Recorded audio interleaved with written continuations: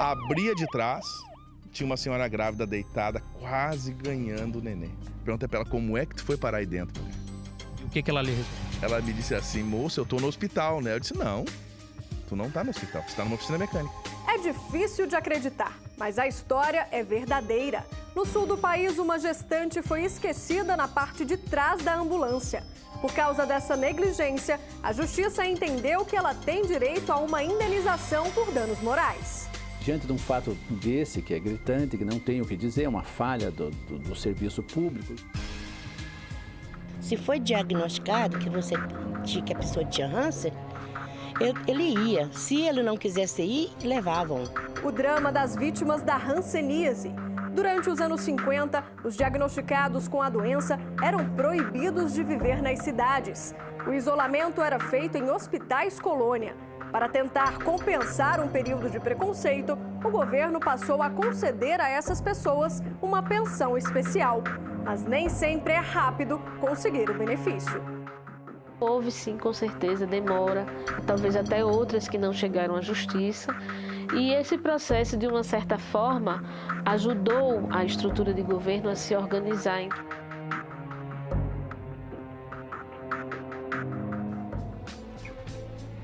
Nossa equipe flagrou no Nordeste a venda ilegal de animais silvestres em feiras livres. Isso eu não viu nada, mas o pessoal de fora pode colocar aqui. Bom, vamos mostrar então o animal aí, né? Galo de Campina, que está ameaçado de extinção, sendo vendido aqui. Em Natal, as condenações de um comerciante e de um comprador serviram de exemplo para a comunidade. Isso pode incutir na mente dos condenados a importância da preservação ambiental e até mesmo o efeito multiplicador desse tipo de postura por parte do judiciário e por parte dos condenados criminalmente. Tudo isso e muito mais agora no Via Legal.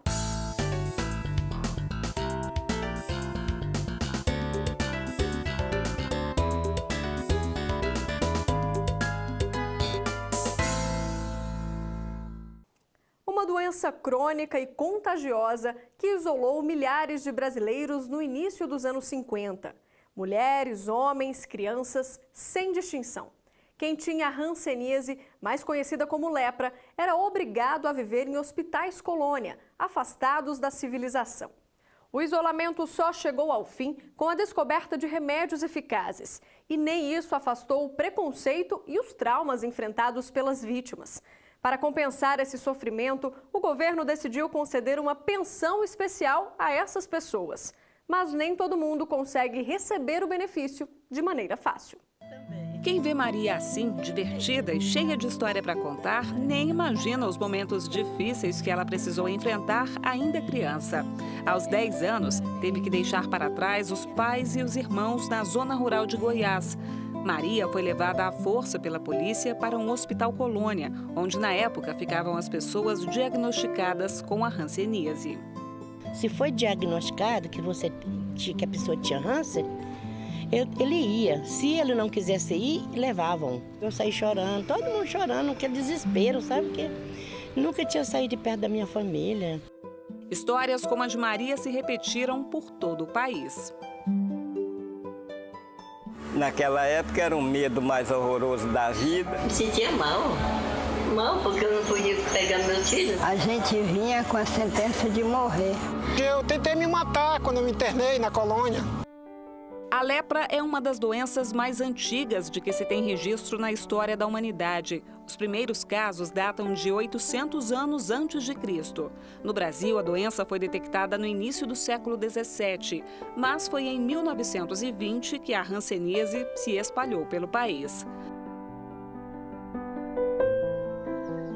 O documentário Paredes Invisíveis mostra como viviam essas pessoas depois de uma lei federal de 1949 que determinou o isolamento dos doentes em hospitais colônia, ou simplesmente colônias, como eram chamados, já que não tinham médicos nem estrutura adequada.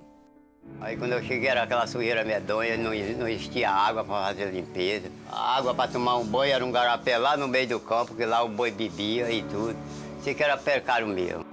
Não existem números oficiais de quantas pessoas foram isoladas em locais como estes em todo o país. Afastadas das cidades, muitas colônias tornaram-se verdadeiros depósitos de doentes. Eu subi essas escadas em 1958, deixando minha mãe na minha terra e para esse isolamento. Foi assim que muitas pessoas diagnosticadas com a hanseníase, numa época em que não existia tratamento adequado, tiveram que construir suas vidas. Em 62 eu me casei. Não foi assim. Ele olhou para mim, eu olhei para ele e se apaixonamos, não. Lá, antigamente, a gente não namorava com quem a gente queria. A gente namorava com quem as freiras queriam. Foi só em 1967, já adulta, que Maria pôde voltar para casa. Mas a vida jamais voltaria ao normal. Além das sequelas da doença, quem deixava as colônias enfrentava o preconceito e o desemprego. Ela conta que, por isso, muitos foram autorizados pelo governo a mudar de nome. Pegava outro nome, porque com aquele documento da colônia não podia trabalhar, não achava emprego. Tinha muito preconceito? Não, preconceito, menina, aquilo ali era, sei lá, eu acho que não era preconceito, era loucura mesmo, sabe? Os primeiros medicamentos eficazes para o tratamento da hanseníase apareceram em 1941, mas somente 21 anos depois, em 1962, foi decretado o fim do isolamento forçado no Brasil. Ainda assim, foram necessários mais de 20 anos para acabar com essa prática. Em 2007, o governo autorizou o pagamento de uma pensão especial vitalícia para as pessoas internadas compulsoriamente até 1986. De lá para cá, 12 mil solicitaram o benefício, que está em torno de R$ 1.300 por mês. Dessas, 9 mil tiveram o pedido atendido. Muitas não conseguiram comprovar a internação forçada. Sem resposta, uma moradora do Maranhão resolveu procurar a justiça. Além de determinar a pensão especial, o Tribunal Regional Federal da Primeira Região exigiu que a União pagasse a ela uma indenização por danos morais no valor de R$ 75 mil pela demora do governo federal na análise do pedido, como explica o advogado especialista em direito previdenciário. Ela requereu ainda em 2007 e o processo ficou tramitando nas gavetas da administração por mais de 4 anos. Em face da demora, depois de um tempo razoável para que o processo seja decidido, você tem todo o direito de buscar o Poder Judiciário. A Secretaria Nacional de Promoção dos Direitos da Pessoa com Deficiência, ligada à Presidência da República, é a responsável pela análise dos pedidos de pensão vitalícia. O governo reconhece o atraso, alega que foi surpreendido pela quantidade de pessoas que solicitaram o benefício. Houve sim, com certeza, demora, talvez até outras que não chegaram à justiça. E esse processo, de uma certa forma, ajudou a estrutura de governo a se organizar em número de pessoas na comissão, em força-tarefa, para dar o resultado, para fazer a avaliação dos números que apareceram e que o governo não estava preparado para essa análise. Apesar dos medicamentos modernos distribuídos gratuitamente pelo Sistema Único de Saúde, a doença continua fazendo vítimas pelo país. Segundo o Ministério da Saúde, foram registrados mais de 30 mil novos casos em 2015, a maior parte no Mato Grosso, Maranhão e Tocantins. É o desafio da gente aumentar as unidades de saúde que façam o diagnóstico e que façam o tratamento. Segundo este médico dermatologista, a doença tem cura e as sequelas podem ser evitadas quando o diagnóstico não é tardio. O profissional que trabalha na atenção primária, ele precisa ter muito bem sedimentado isso nos conhecimentos dele. Que uma mancha, por exemplo, no corpo, de qualquer cor, mancha branca, mancha castanha, mancha vermelha, que esse paciente tenha perda da sensibilidade, ou então dores nos nervos que esse paciente, às vezes, ou pela dor no nervo, ele possa perder a movimentação de alguma parte do corpo dele, ou então se machucar com certa frequência, isso sim pode ser um diagnóstico de hanseníase. Maria, que mostramos no início da reportagem, e outras vítimas da hanseníase criaram um grupo de apoio em Planaltina, no Distrito Federal. Juntas, elas tentam superar o preconceito, descobrem novas habilidades, formas de renda e ajudam a divulgar os direitos de quem tenta superar esse triste capítulo da nossa história. Não só a parte monetária, que é muito boa, como a parte de reconhecimento, sabe? Ajuda muito, né?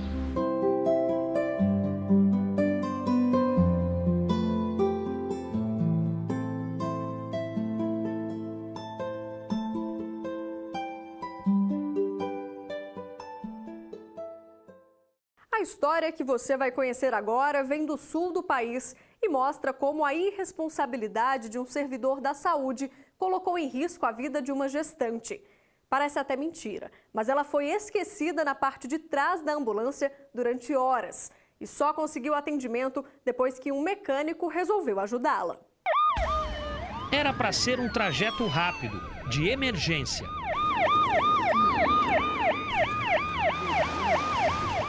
Mas o caminho de 2 quilômetros se transformou numa história difícil de acreditar. A aventura começou aqui em São Jerônimo, a 70 quilômetros da capital gaúcha. No enredo, uma gestante, um motorista de ambulância e um mecânico. Difícil de acreditar, mas é muita irresponsabilidade das pessoas que tratam o ser humano assim, né? Na época, a mulher que estava grávida deveria ter sido encaminhada aqui para o hospital de São Jerônimo. Só que ela não veio para cá. O destino final dela foi a mais de 10 quilômetros daqui. No hospital indicado pelo médico, não havia leito e o motorista seguiu para a cidade vizinha, Charqueadas. No meio do caminho, o carro deu problema e foi deixado em uma oficina mecânica. Só que o motorista esqueceu a paciente, grávida de 8 meses, dentro da ambulância. Alex, o mecânico, foi quem recebeu o veículo e aproveitou para rodar alguns quilômetros e identificar o problema. Aí veio a surpresa. Eu e meu irmão estávamos olhando para a rua. Foi aí que ele me disse, mas mano, tem alguma coisa acontecendo de errado com aquela Sprinter lá. Eu olhei para a caminhonete e a caminhonete se mexia. Aí parava, se mexia, parava. Eu disse, vamos lá ver o que está acontecendo. Abria de trás, tinha uma senhora grávida deitada, quase ganhando o nenê. Perguntei para ela, como é que tu foi parar aí dentro, mulher? E o que ela lhe respondeu? Ela me disse assim, moça, eu tô no hospital, né? Eu disse, não, tu não tá no hospital, tu tá numa oficina mecânica, em Charqueadas. Aí diz ela bem assim, mas como? O moço ficou de me deixar no hospital. Assustado, o mecânico ligou para o motorista, que tinha deixado o veículo na oficina.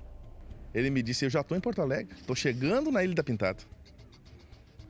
O que eu faço? Desligo o telefone, ligo para São Jerônimo. Falei com o responsável pela frota lá. Tem uma mulher grávida aqui dentro. No momento riram, se pensaram que era brincadeira. Disseram que não tinha nenhuma ambulância disponível no município. Após quase 3 horas dentro da ambulância, sob um sol de quase 40 graus, a mulher finalmente chegou ao hospital.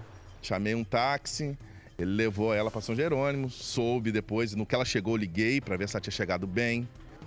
A gestante, que estava com pressão alta e muito nervosa, teve o bebê dias depois. Indignada, procurou a justiça para pedir indenização por danos morais. Nós ingressamos contra o Estado, município e União, em decorrência de todo o descaso, né, dos poderes públicos na prestação de saúde. Na realidade, eu nunca tinha visto nem acompanhado tamanho descaso assim, ainda mais com uma gestante, né? Uma pessoa que poderia ter ocorrido realmente um fato muito mais grave. O pedido foi acatado em primeiro grau e o valor da indenização fixado em R$50 mil.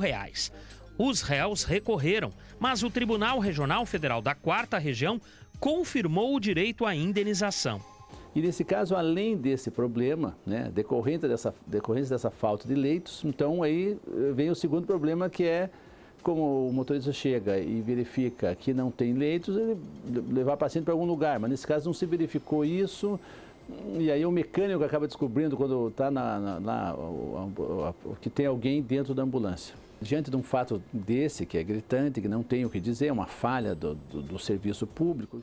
Em nota, a Prefeitura de São Jerônimo admitiu que houve negligência por parte do motorista e informou que o servidor federal que estava cedido ao município foi afastado das funções na Secretaria da Saúde. O profissional da saúde tem que ter esse cuidado porque está ali, né, lidando com pessoas, e isso com toda aquela pressão. O que fica de lição é que o cidadão tem que estar muito atento, né, a todos os seus direitos, a todos os deveres dos entes públicos para conosco, né? Porque muitas vezes não são bem prestados e nós temos que ir atrás de todos os direitos que entendemos e que temos cabíveis. Tem que botar mais pessoas competentes quando tem que se lidar com o ser humano. Pessoas competentes, responsáveis, entendeu? Não adianta largar qualquer pessoa para lidar com o ser humano e depois deixar tirada nas valetas, dentro de ambulância ou coisa parecida. Tem que haver mais fiscalização, tem que haver mais rigor na lei, tem que haver mais agentes que cuidem, que olhem de cima, que cobrem, porque esse tipo de erro podia ter levado a vida de uma pessoa. De duas, né? Que era uma mulher grávida. E mesmo pagando um bom plano de saúde, o atendimento nem sempre está garantido. No Rio de Janeiro, um paciente não conseguiu autorização para fazer uma cirurgia bariátrica. A questão foi resolvida nos tribunais. Reveja. Desirê lutou contra a balança durante anos. Hoje ela pesa 62 quilos, mas chegou aos 117. Porque o excesso de peso, a obesidade não é uma opção, não é porque só porque tu come e tu engorda. Tu come pouco, mas teu metabolismo ele não acompanha, é uma doença. Em casos extremos, quando há o diagnóstico de obesidade mórbida, uma das alternativas é a gastroplastia, mais conhecida como cirurgia bariátrica ou de redução de estômago. A cirurgia bariátrica, ela não é uma cirurgia estética. A cirurgia bariátrica, ela é um procedimento que se faz para curar ou tratar ou melhorar as doenças associadas. Por isso, quando há indicação médica, os planos de saúde são obrigados a pagar o procedimento. A determinação é da Agência Nacional de Saúde, ANS, mas as operadoras ainda resistem. As operadoras inegavelmente tentam vencer as pessoas pelo cansaço. No Rio de Janeiro, o plano de saúde dos funcionários dos Correios não autorizou a cirurgia de um paciente que pesava 147 quilos. Alegaram que o segurado precisava parar de fumar antes de ser submetido ao procedimento. 2 anos depois, quando ele já estava com 170 quilos, uma segunda tentativa foi feita. E mais uma vez, a resposta foi negativa.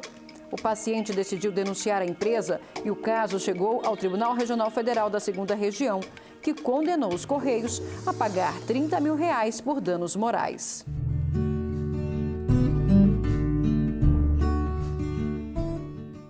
Quem tem carro paga todo ano, junto com licenciamento e outros impostos, o seguro DPVAT. Mas pouca gente sabe para que ele serve. O benefício pode ser pedido para cobrir despesas médicas e também no caso de aposentadoria por invalidez. Além disso, quando a vítima morre, o companheiro ou companheira tem direito à indenização.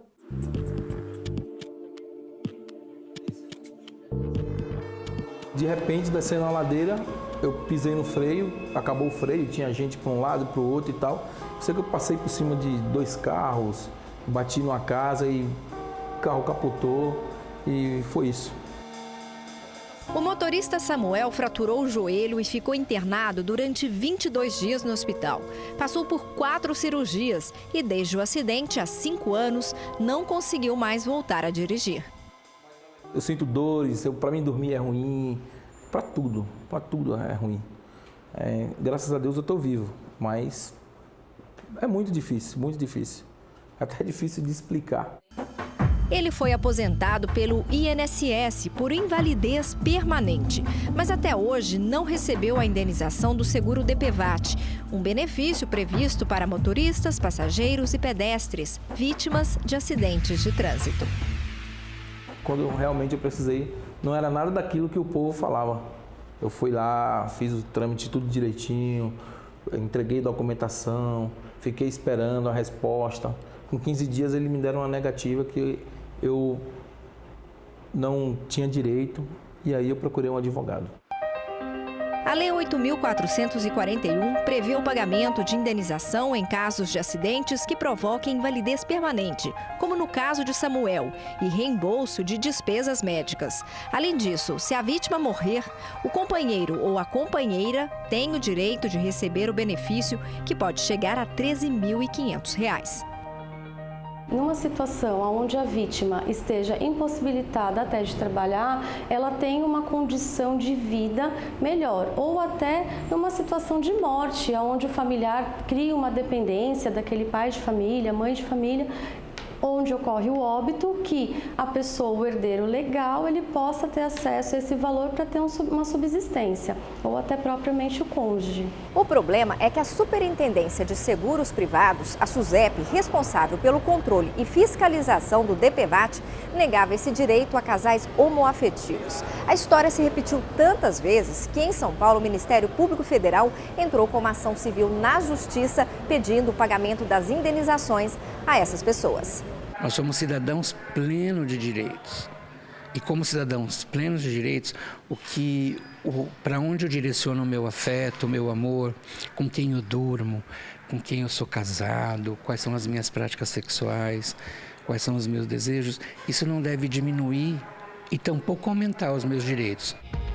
O Tribunal Regional Federal da Terceira Região julgou o pedido e determinou que a SUSEP cumpra a decisão prevista em lei, que estabelece o pagamento em casos de união estável há mais de 5 anos.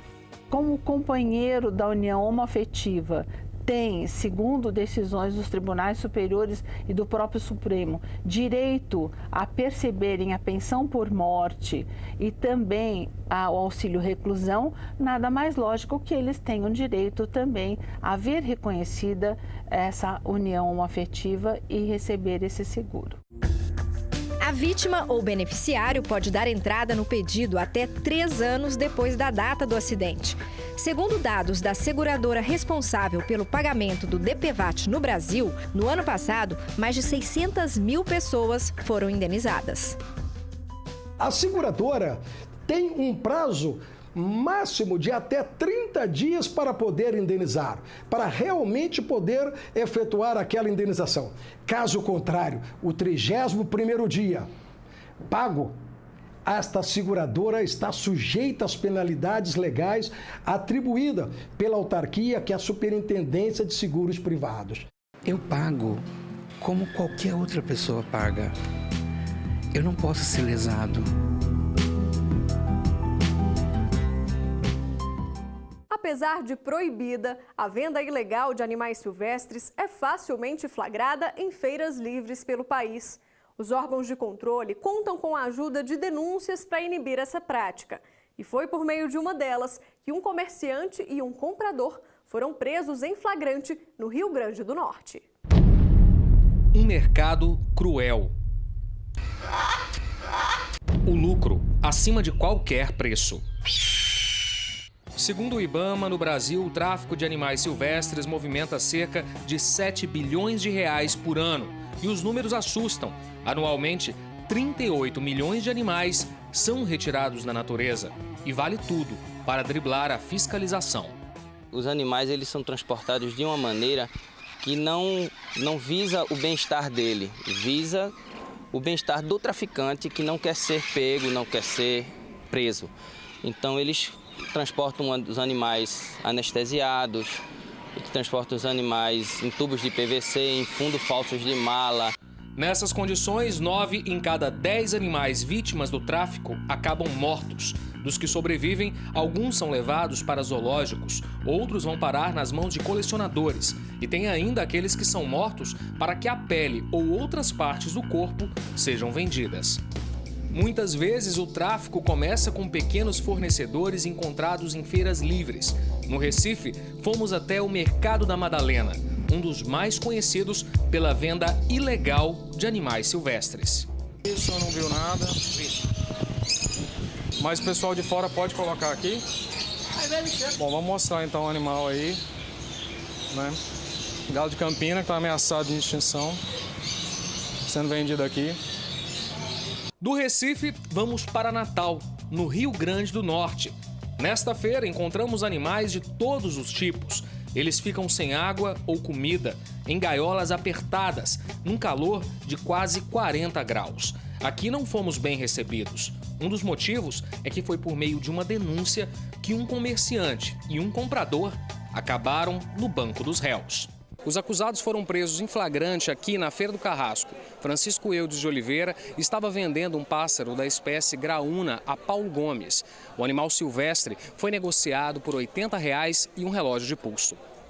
O tráfico de animais silvestres é crime. A pena pode variar de 6 meses a 1 ano de detenção ou multa.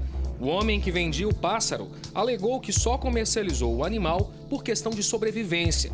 O argumento não convenceu esse juiz federal, que condenou os 2 envolvidos. A pena foi substituída por prestação de serviços em uma entidade de preservação ambiental. Isso pode ressocializar, por assim dizer, não houve encarceramento, mas isso pode incutir na mente dos condenados a importância da preservação ambiental e até mesmo o efeito multiplicador desse tipo de postura por parte do judiciário e por parte dos condenados criminalmente.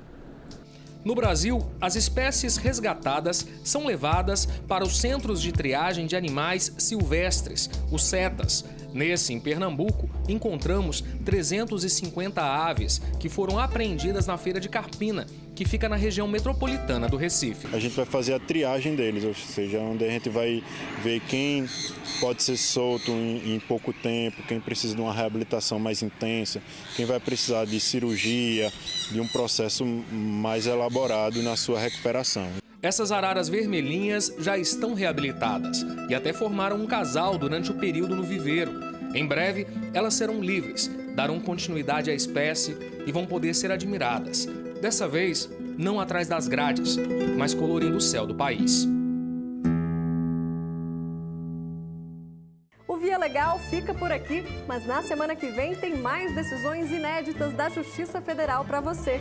Não esqueça de acompanhar nosso programa pelas redes sociais.